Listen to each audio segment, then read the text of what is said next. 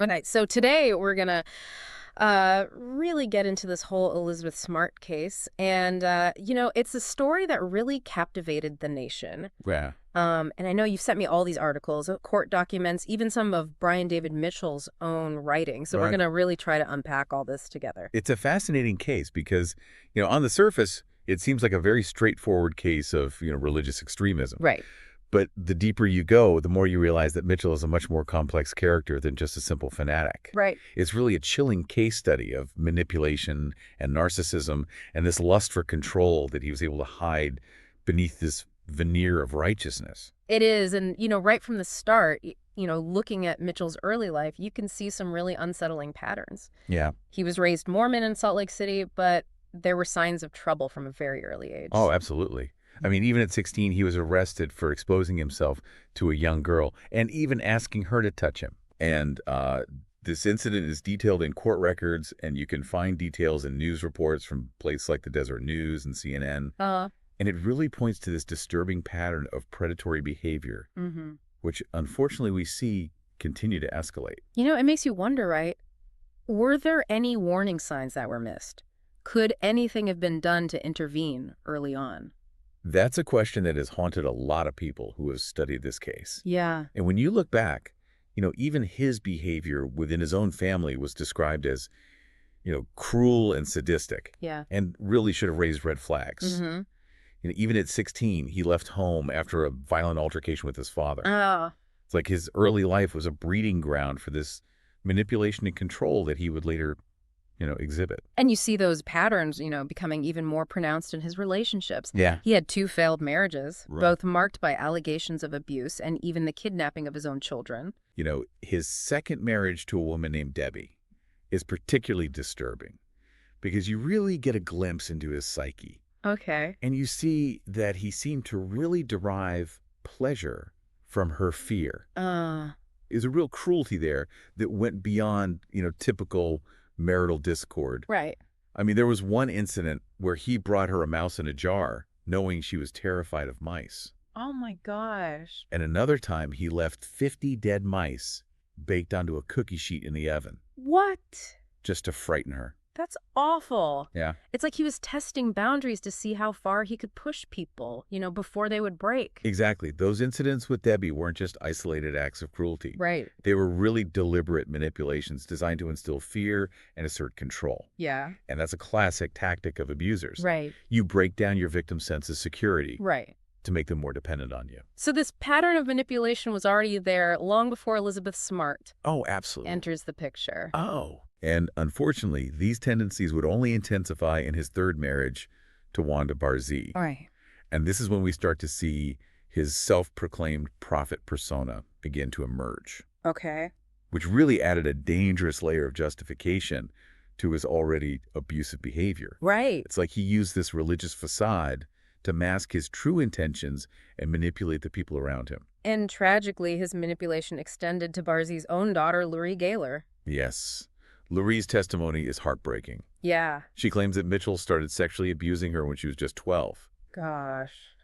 He even shot the family dog in front of the children, and he tricked Lurie into eating her pet rabbit. Oh, that's awful. These were deliberate acts of psychological cruelty Yeah. intended to break her spirit and ensure her compliance. It's almost as if he was grooming her, preparing her for the role that he would later force Elizabeth Smart into. You're picking up on a crucial pattern here. Yeah. Mitchell's treatment of Lurie really foreshadows his later actions with Elizabeth. Right. He needed to exert complete control over those around him, and he used fear and intimidation and manipulation to achieve that. So how does Elizabeth Smart become entangled in this web of abuse and manipulation? Well, it all started with a seemingly harmless encounter. Okay. Back in late 2001, about 7 months before the kidnapping, Elizabeth's mother actually hired a man who called himself Emmanuel to do some work around their house. Okay. He was panhandling in downtown Salt Lake City, Right.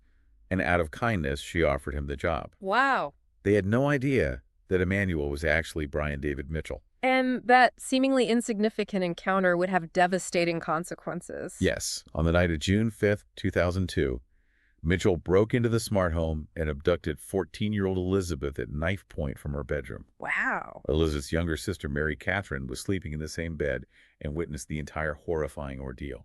It's hard to even fathom the terror that they must have felt in that moment. Oh, absolutely. Yeah. And Mary Catherine's testimony would later prove crucial to the investigation. Oh. Although she didn't initially recognize Mitchell, she remembered important details about his appearance and his voice, Yeah. which she later connected to the man who had worked at their house as Emmanuel. So Elizabeth is taken from her home, from her family, Right. and thrust into this nightmare scenario with Mitchell and Barzee. Right. What happened next? Well, Mitchell took Elizabeth into the mountains near Salt Lake City. Okay. He forced her to wear a veil and robes, Uh-huh.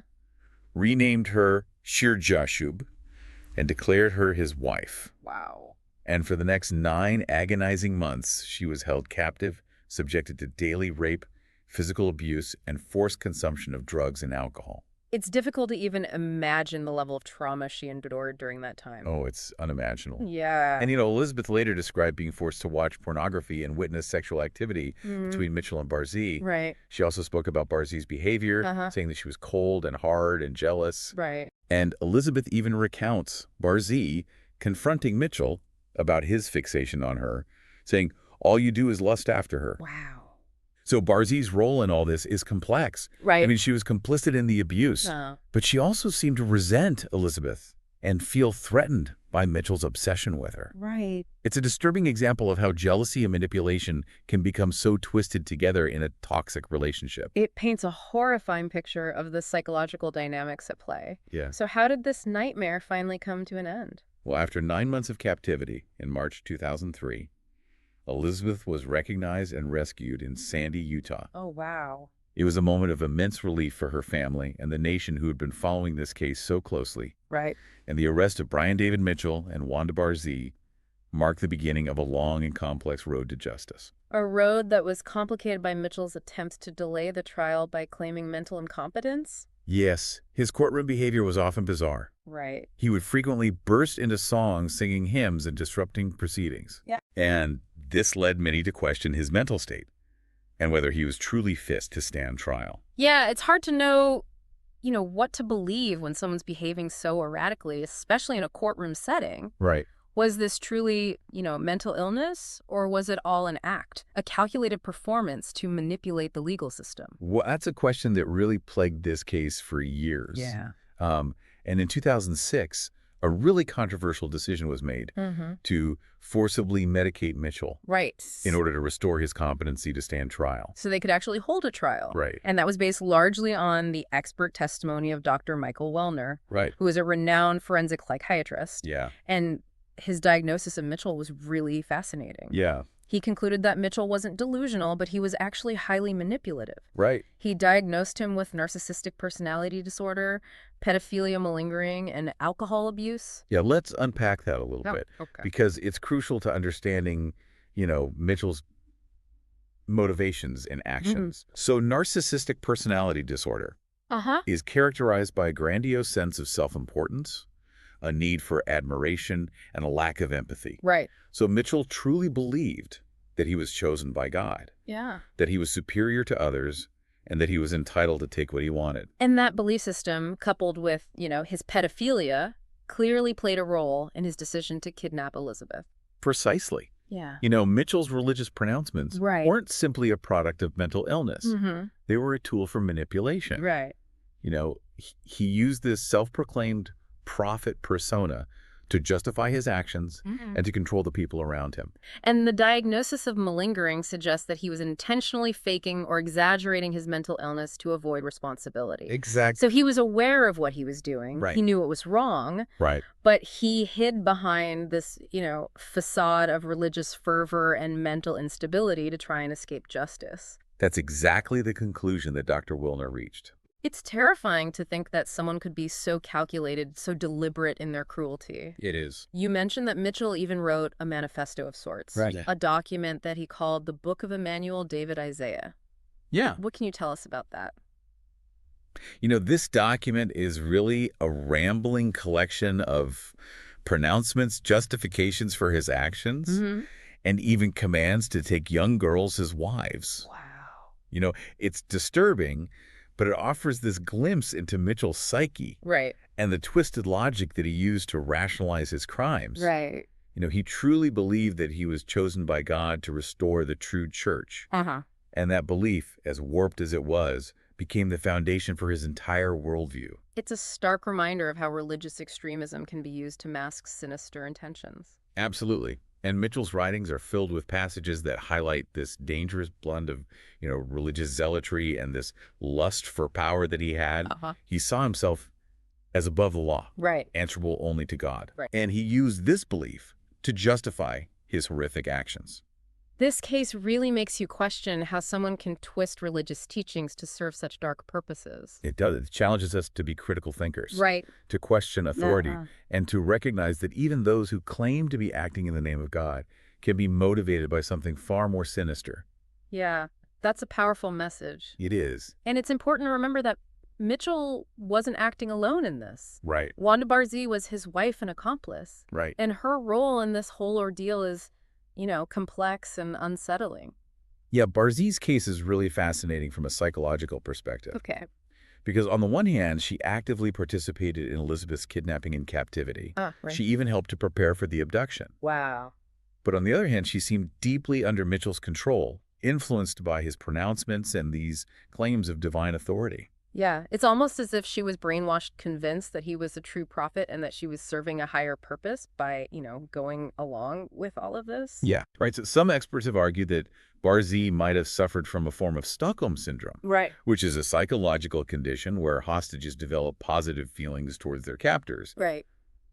But it's a complex diagnosis. Yeah. And there's debate about whether it truly applies to Barzee's situation. You mentioned earlier that Barzee's behavior toward Elizabeth was somewhat ambiguous. She was involved in the abuse. Right. But there were also moments where she seemed protective of Elizabeth. That's right. There's a particularly telling incident where Elizabeth overheard Barzee confronting Mitchell about his obsession with her. Uh-huh. She said, "All you do is lust after her." Wow. And this suggests that Barzee might have seen Elizabeth as a rival for Mitchell's affections, Yeah. which adds a really fascinating layer of complexity to their relationship. It's a tangled web of manipulation, abuse, and perhaps even a twisted form of jealousy. It really is. Yeah. And it makes you wonder, how much of Barzee's actions were driven by genuine belief versus a desperate need to please Mitchell and maintain her position in his life. That's a question that continues to be debated. Right. Ultimately, Barzee accepted a plea deal Okay. and was sentenced to 15 years in prison. And some people felt that that was too lenient given her role in the crime, Right. while others argued that it reflected her diminished culpability due to Mitchell's influence. Right. And her release in 2018 was met with mixed reactions, to say the least. Yeah. Elizabeth Smart herself expressed outrage, feeling that Barzee hadn't served enough time for the suffering she inflicted. And Elizabeth's reaction is understandable. Yeah. It highlights the lasting trauma that she endured and the difficulty of finding closure when those who harmed you are eventually released back into society. Absolutely. Now, before we move on to Elizabeth's remarkable journey of healing and resilience, Right. I wanted to touch on one more fascinating detail about Mitchell. During his trial, a former co-worker of his, a man named Carl West, Right. testified about Mitchell's deep religious convictions. Right. West recalled how Mitchell would often pull out his hymn book and sing to himself at his desk. Yeah, it speaks to Mitchell's ability to present himself as this devout and righteous figure. Uh-huh. He carefully crafted this image of piety, Right. even in his everyday life. And this helped him to gain the trust of others. Right. It's almost as if he was always performing, always playing the role of the holy man, Right. even when he thought no one was watching. And that performance was so convincing that even West, who worked alongside him, Right. believed in his sincerity. Yep. West even testified that he bought into Mitchell's emphatic religious beliefs and even his lymphology beliefs. Yes, lymphology. I know. It's an interesting one. It's a system of alternative medicine Right. that focuses on the lymphatic system. Okay. And Mitchell was deeply into it, Uh-huh. and he incorporated it into his teachings. Okay. It's just another example of how he blended seemingly spiritual practices with his manipulative agenda. It's a chilling reminder that even those who appear deeply religious can harbor these dark secrets. Absolutely. And it underscores the importance of being discerning, Right. of looking beyond surface appearances and questioning motives, Right. especially when power dynamics are at play. You're absolutely right. Yeah. This case challenges us to be vigilant, Right. to educate ourselves about the signs of manipulation and abuse, Uh-huh. and to create a culture where victims feel safe to come forward and share their stories. Which brings us to Elizabeth Smart's incredible journey of recovery Right. and her decision to become an advocate for other survivors. Despite enduring unimaginable trauma, Right. Elizabeth has shown remarkable resilience and strength. Yeah. She chose not to let her experience define her, Uh-huh. but to use it as a catalyst for positive change. She married Matthew Gilmore in 2012, and they now have 3 beautiful children. Yes, they do. And she's written a powerful book, My Story, Right. detailing her ordeal and her path to healing. Uh-huh. She's also become a very vocal advocate for victims of kidnapping and sexual assault, Right. using her platform to raise awareness and fight for justice. Her advocacy work is truly inspiring. Yeah. She's spoken out about the importance of self-defense, Right. the need for better support systems for survivors, and the dangers of victim blaming. Right. She's even lobbied for legislation to improve law enforcement response to missing persons cases. It's amazing to see how she's taken this horrific experience It is. and turned it into a force for good. Absolutely. But I can only imagine that the scars of her trauma still linger even after all these years. You're right. In a recent interview, Elizabeth revealed that every time I see a picture of Mitchell, I have to relive those memories. Oh, wow. And it's a stark reminder that the impact of trauma can be lifelong, Right. but it also speaks to her incredible strength and determination to move forward. Yeah, it's a testament to the resilience of the human spirit. It certainly is. And Elizabeth's story reminds us that even in the darkest of times, Yeah. hope can endure and healing is possible. Yeah. It really is incredible to think about the strength it must have taken for her to not only survive that, but to then turn around and create this platform to help others. And it's important to remember, that while this case is extraordinary in its details, Right. these themes of manipulation and abuse and the struggle for justice are, unfortunately, all too common. You're right, and I think that's why her work is so important. Okay. By sharing her story, she's giving a voice to other survivors, and she's helping to break the silence surrounding these issues. And she's challenging societal perceptions of victims Right. and advocating for changes in the way we respond to and prevent these types of crimes. Uh, It's easy to think, oh, that would never happen to me. Right. But, Mitchell's case is a reminder that predators can operate in plain sight, using charm and seemingly devout beliefs to mask their true intentions. Yeah, it's a chilling reminder that we need to be vigilant not just for ourselves, but for our loved ones and our communities as well. Absolutely. We can't afford to be passive observers. Right. We have a responsibility to educate ourselves, Uh-huh. to recognize the signs of abuse and manipulation, Right. and to create a culture where victims feel empowered to come forward. I think it's a good point because, think about it. You know how to spot the red flags. Right. Would you feel comfortable intervening if you suspected something was wrong? Exactly. These are tough questions. They are. But it's important to ask them. Absolutely. So what can we take away from this deep dive into the Elizabeth Smart case? What does this all mean?